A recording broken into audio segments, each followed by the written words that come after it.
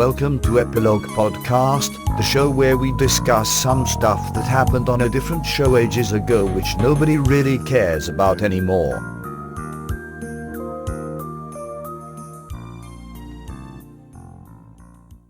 Hi, I'm Portponky. And I'm LeBloc.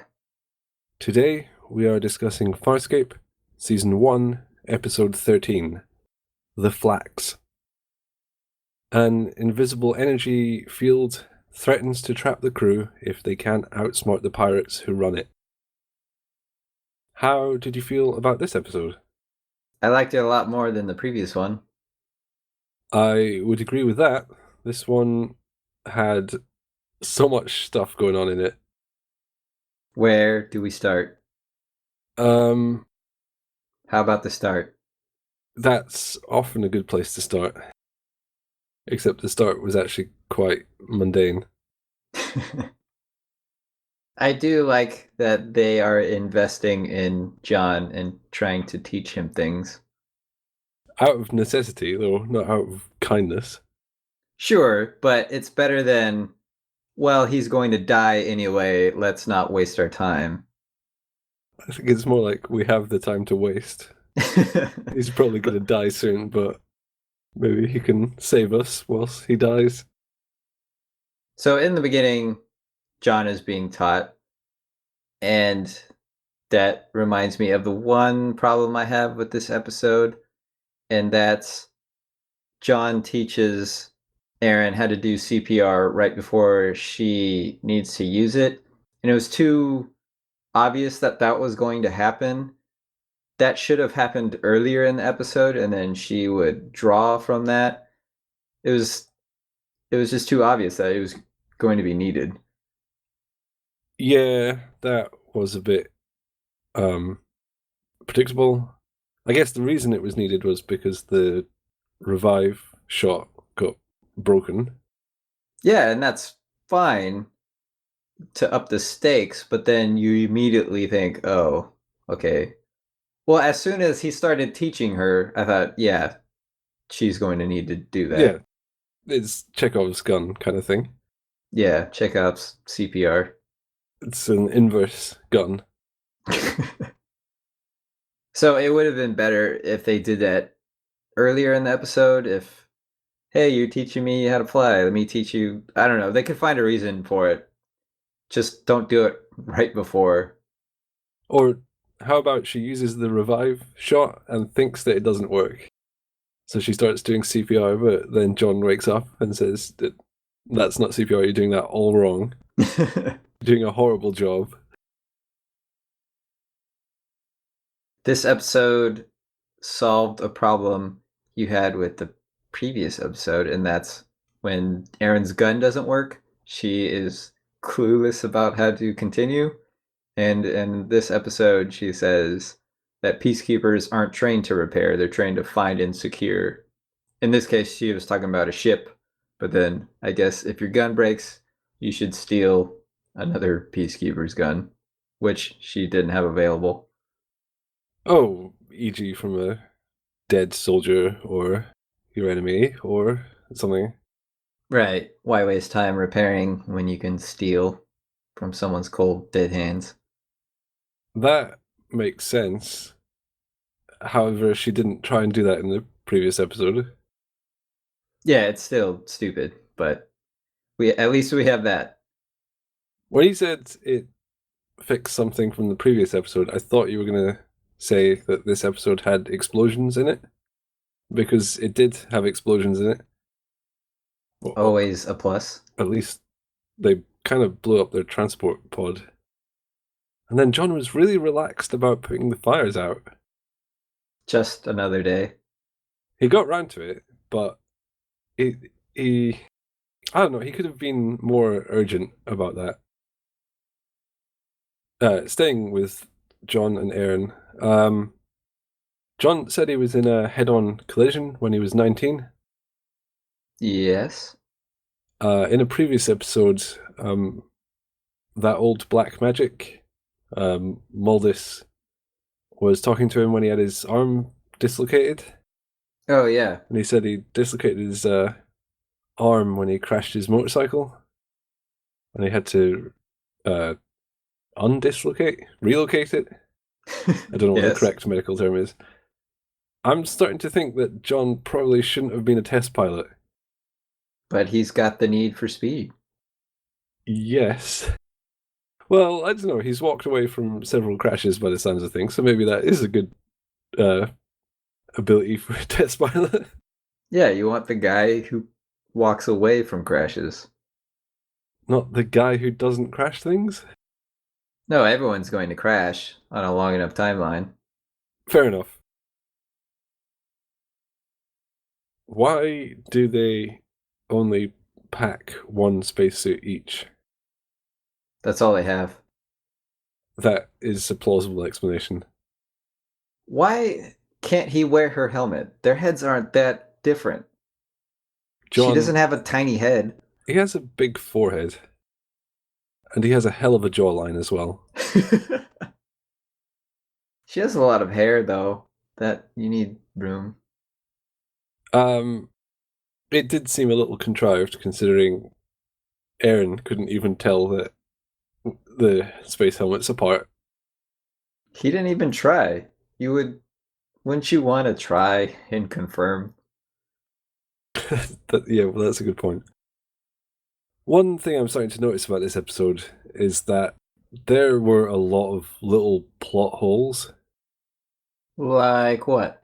Well, the stuff we said, the spacesuit, Oh, another one. They wanted to vent the transport pod because there was too much oxygen and the torch would have set it on fire. And then after Erin had repaired the oxygen pipe, she said she didn't finish it. They couldn't then repair it afterwards. So maybe I'm misunderstanding it, but I thought that once they'd flushed all the oxygen out, that they could... Oh, no, actually, scrap all that. No, I think about it, that doesn't make sense, because it was the oxygen pipe that they were trying to fix, wasn't it? Yeah. I guess what I'm trying to say is that I enjoyed the episode, but when I come to analyze it, probably because there was so much going on, it's kind of easy to pick apart. Like a Christopher Nolan movie. Yeah, but he kind of plays into that now. He knows people will pick his movies apart, so he makes them full of pickable bits. It's fine when you have pickable bits as long as it works overall. Okay, first of all, that sounds disgusting. And second, I don't think that's really an issue here. No, it's not. This episode is fine, despite some little pickable bits. Yeah. Aside from John and Aaron, there was also the Stans and Dargo plotline. Oh, that's another part I didn't like. How there was continual banging of parts on the ship. That was stupid. His ship was steampunk, almost to a ridiculous degree. It had Almost. an actual furnace and bellows. It was too much, and they kept going back to it. It wasn't just, all right, he does these ridiculous antics once. He had to keep doing it. I liked Stans's ship. Have you ever been in a friend's car where the whole thing's falling apart Yes. and you just think, oh, I just want to live to the destination? I didn't have to bang on the glove compartment, though, to get it to go. A friend of mine once traveled in a car where the windscreen wipers didn't work. So he used his hand? No, the driver had rigged up a string to the windscreen wipers that went in the windows, the passenger and driver side windows, and then the people in the back seats had to alternatively pull on the strings. Oh, I love that the people in the back had to do it. Yeah. And in Scotland, it rains pretty heavily now and again. And if it's raining heavily, you don't have any visibility if you don't have windscreen wipers. Oh, okay. So there is no way this is road legal. It's an absolute death trap. But I think a lot of people have been on trips where as soon as the trip starts, they just think, I just want to get to the end. And that's kind of what Stan's ship reminded me of. Although, yeah, it was silly. I liked it, though. It also made me laugh because Earth can't do interstellar travel, but apparently it's possible with just like a furnace and some other stuff. We just don't know the technology behind it. Like, there's something really simple we missed. All right, I came up with an explanation to satisfy myself, and that's all of that banging didn't need to be done, but Stans wanted Dargo to do it so he could see him flex his muscles. But he told him to stop as well. He was too aroused.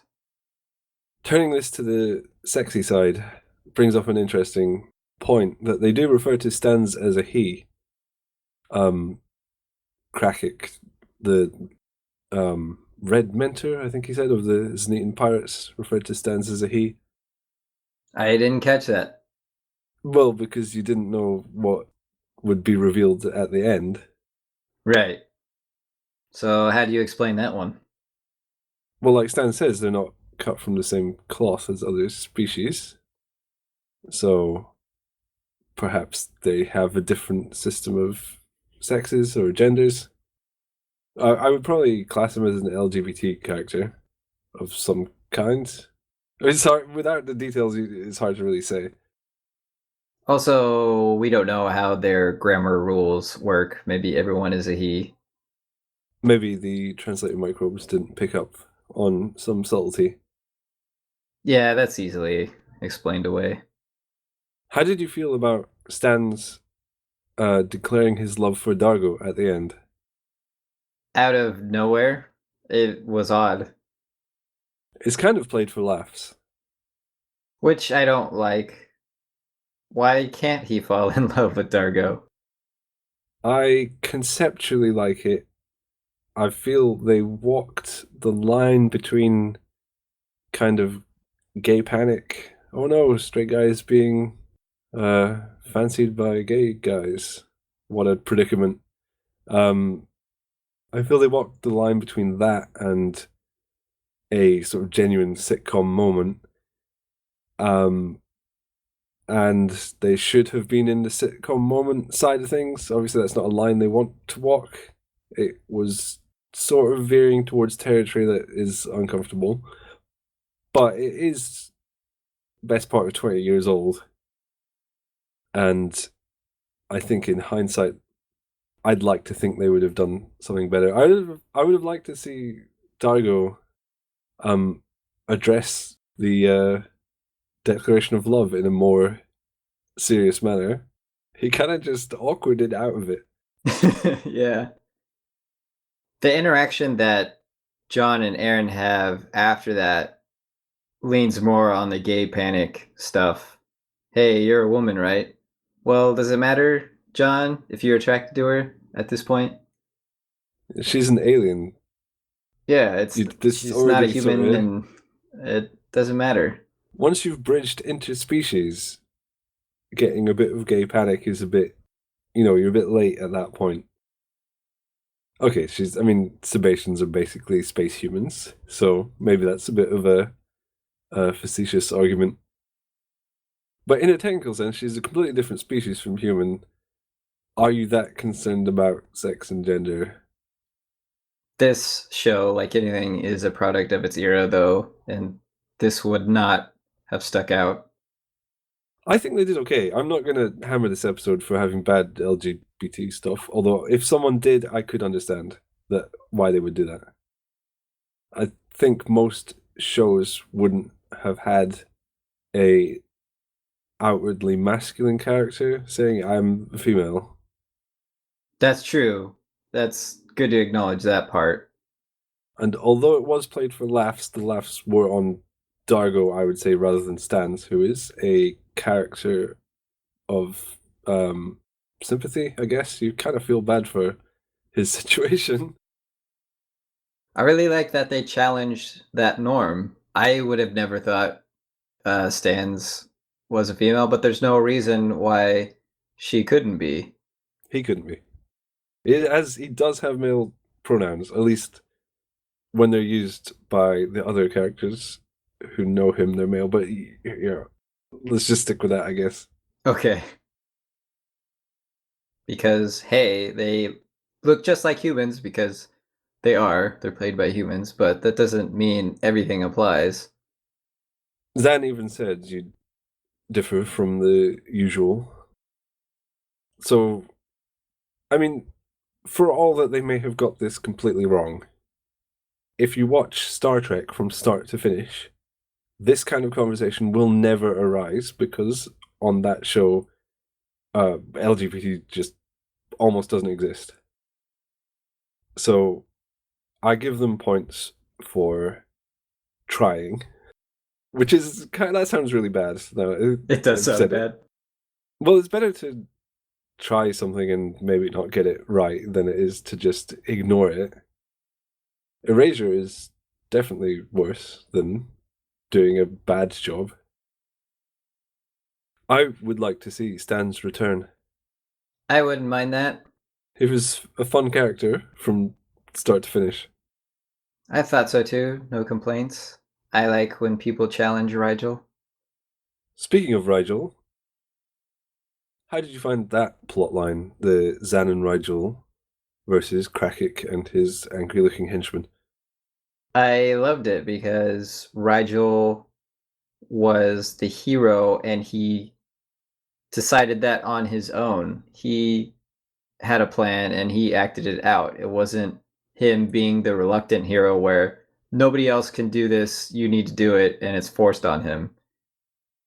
Previously, Zan said that John was the cleverest, and whilst he might be the most academic, I think Rigel is smart. He's a clever guy. He reads further ahead than any of them. He was 10 moves ahead on this one. And it's kind of believable because all the pieces fall into place really easily. And it's great because before the reveal, it seems as if Rigel is just being Rigel, and you think, what a dirty jerk. He's giving away secrets about his crewmates when he's just thinking about himself. But then, no, this was all planned. Maybe it's believable because he believably plays the audience. We're just as tricked as the pirates and Zan. That's why it works so well. He needed Zan to react appropriately. If she were in the know, it wouldn't have worked. Plus, he's playing strategy games whilst playing strategy games. While also getting high. Was he sticking that thing in his ear? Oh, was he? I missed that. I thought it was in his mouth. I read that on the wiki. If he was sticking that hookah thing in his ear, then please like, comment, and subscribe. Astronaut John Crichton was kissing ladies. Shock horror. Oh, yes. Wait, plural? Well, no. Just one lady, but multiple kisses, I guess. One kissing session, let's say. Okay. However brief it may have been. Well, yeah, if you think you're gonna die, go for it. I guess that seems slightly forward. I mean, everyone's gonna die one day. Well, if you're trapped in a shuttle and you're about to lose all oxygen, go for it. That's my life motto. Shouldn't you try to conserve the remaining oxygen by not doing anything physically exertive, like smoochy times? No, hurry the end. Oh, well, yeah, go out with a bang. Oh, God. So that's that. I guess they are pushing that angle. Seemed obvious, and I figured they were going to do it. But I like how they did it here because they both thought they were going to die, so then they could both dismiss it, which they do in the end. Oh, it was the heat of the moment thing, and then made it super awkward. So they can leave it at that, but I doubt they will. But it is an interesting complication. It wasn't just we fell for each other on Moya and then slept with each other. It was in this specific scenario. It's funny that you say they were planning this kind of relationship, but they actually didn't plan any relationship for this show. That's wonderful to hear, because you should never do that. They had ideas in mind, but they said it would depend on the actor chemistry. Yeah, if you tell yourself in the beginning these two characters must fall in love, and then those actors have no chemistry, that's horrible. There's numerous films that have that problem. I have some unit news. Tell me before the Arn is up.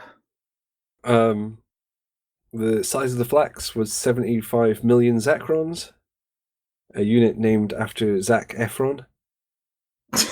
It's one Zacron is one Zac Efron in height.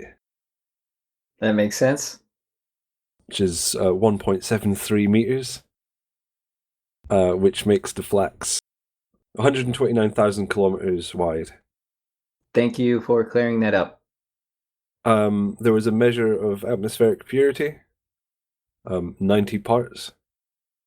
They didn't say per, because usually it's parts per million or parts per some volume or something, but it's just 90 parts, so there you go. Named after Jimmy Part. What? You know, the famous actor Jimmy Part. He was in all those movies. Okay. And another unit, I'm just moving on there. Another unit, I don't know what this was, but the pod went up from 200 up to 500 trad. I think it may have been acceleration. Let's go with that. I'll have to keep an eye on that one, see if it ever shows up again, like Wiegand's, which has yet to show up again. Anyway, Here's hoping. That's unit news. How about a lovely quote to round off this podcast? It's colder than a frog's ass. Is that a real Southern expression? I have no idea. I doubt it. Why would a frog's ass be cold? Or so cold that you would want to refer to it? Maybe that was the lack of oxygen getting to his brain talking. Well, according to Google, then yeah, it is an expression. Okay. I was kind of hoping it was nonsense. He could just talk nonsense and claim it's not nonsense. Half the time I don't know if he is, to be honest. This is about the third or fourth episode in a row where someone said something about Crichton. Crichton is doing X, and then another character has responded with a modification of that to make Crichton seem useless. For example, in this episode, Zan said teaching Crichton takes time, and Daigo says teaching Crichton is a waste of time. One day they'll realize how integral he is. Yes, when he becomes integral. At the moment, he's just a strange guy they have on their team. He's been useful. He's been less useful than Rigel. Well, Rigel's a secret hero. Yes, but it's not that much of a secret. He's saved them all a few times, including in this episode. I think he did probably the best saving work out of all of them. Yeah, if anyone's integral, it's Rigel. Oddly. So John's sort of ranking below Rigel. Everyone's below Rigel. No. Pilot's above Rigel. Erin could take over for Pilot with her new abilities. That's slicker than snot. Or as slick as snot, or whatever he says. Anyway, shall we move on to the next episode? We shall. Guess what? I don't play this game. Okay. I'm not going to tell you what it's called. Oh. Because it's just the next one. Jeremiah Crichton. What is that, his grandpa? Yes. Let's say that's his grandpa. It sounds like a grandpa's name. Jeremiah. Yeah, or someone an old colonial guy. Sounds like it's going to take a very sort of Mormon twist. Or Amish, maybe. John's gonna find some tablets. Some tablets? Oh, I thought you meant like medicine. Okay, right, let's go and watch the next episode. All right.